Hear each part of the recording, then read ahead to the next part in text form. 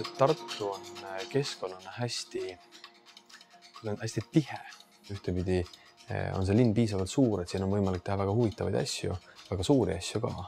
Ja teisipidi on see linn täpselt nii väike, et inimesed ja kõik asjad on käe-jala juures. Kontaktid on hästi lühikese sellise sotsiaalse distantsi peal, et see on niisugune väga roheline, väga mõnus linn.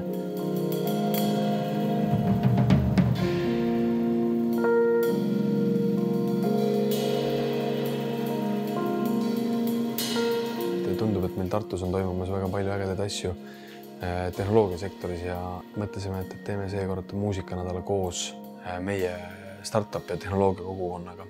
Ma arvan, et see selgadega kokku panemise mõte oli väga hea.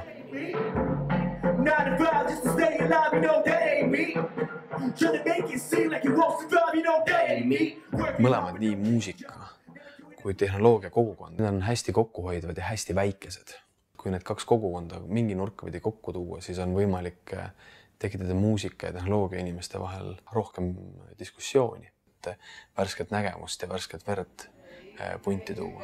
Igal bändil peaks olema mingi eesmärk või ambitsioon ja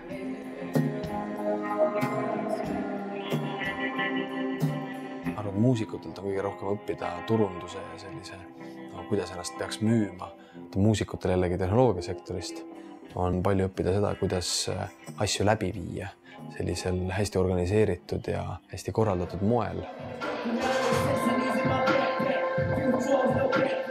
Ma arvan, et sellised pop-up kontserdid, need olid väga toredad ja väga mõnusad ja niimoodi nägi neid erinevaid ettevõtmisi ka erinevate nurkade alt, nii mingisuguste paneeldiskussioonide kui lihtsalt muusika kui jutuajamiste näol ja see oli hästi tore.